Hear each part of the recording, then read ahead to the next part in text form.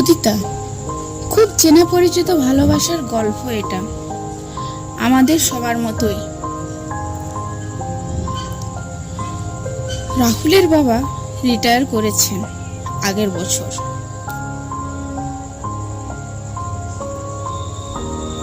সরকারি কেরানি ছিলেন। বাড়ির অবস্থা নিতান্তই সাধারণ। সেই বাড়ি থেকে ঘুষ দিয়ে সরকারি চাকরি লাভ করা, বহু টাকার বিনিময়ে পড়াশুনো কোনোটাই সম্ভব নয়। সুতরাং এই মন্দার বাজারে যা চাকরির অবস্থা, এতে এইসব নতুন কিছু নয়।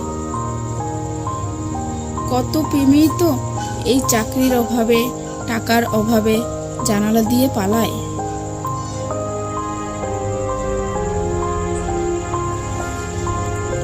রাহুলও শুনল, শুধু চুপ করে একটা দীর্ঘ শ্বাস ছাড়া আর কিছুই শোনা গেল না।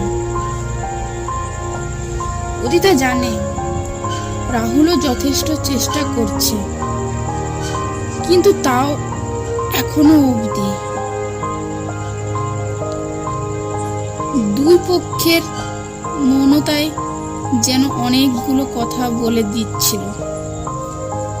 যে দুটো হাত একে অপরকে সব সময় আঁকড়ে রাখতে চেয়েছিল, আজ সেই দুটোই কি ক্লান্ত কে জানে। তুই আমার স্বপ্ন, আমার জীবনের ইচ্ছা সবই তো জানিস।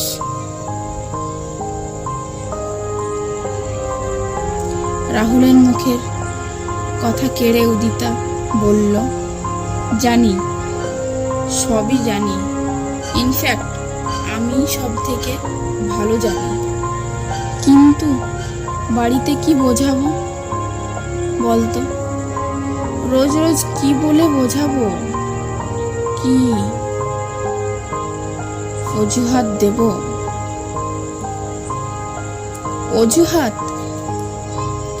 অজুহাতটা কিসের? সবটা বুঝিয়ে বললে ওদেরও তো বোঝা উচিত। তার জন্য রোজ অজুহাতের কথা কি করে আসছে? তাও তো আমি চেষ্টা করছি। এইটুকু বলে থামলো রাহুল। ফিরে তাকালো উদিতার দিকে। শক্ত করে ধরে রাখা হাত তার দিকে তাকালো একবার। উদিতা তাকিয়ে সেই চোখগুলোর দিকে,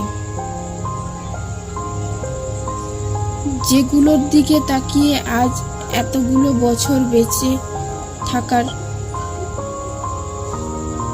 রসদ পেয়েছে ও রাহুলের স্বপ্ন, ওর লেখা এগুলো তো উদিতারও স্বপ্ন ছিল। ওকে জিততে দেখাটা উদিতারও স্বপ্ন ছিল। কিন্তু সমাজ আর সেই সমাজের মানুষ থুড়ি জীব এর সাথে পাল্লা দিয়ে চলতে চলতে আজ উদিতারও কোথাও যেন রাহুলের জন্য অপেক্ষাটা বিরক্তিকর ঠেকাছে। রাহুলের নিজের স্বপ্নকে ছোঁয়াটা আজ উদিতার কাছে কিছুটা হলেও পাগলামো ঠেকেছে। যেন ওসব পরে হবে, চাকরিটাই জরুরি। স্বপ্ন ছোঁয়া চারটিখানি কথা নয়। ওসব ভেবে সময় নষ্ট করে কি লাভ? এখন অবধি এই পর্যন্ত। পরবর্তী গল্প সেকেন্ড পার্টে।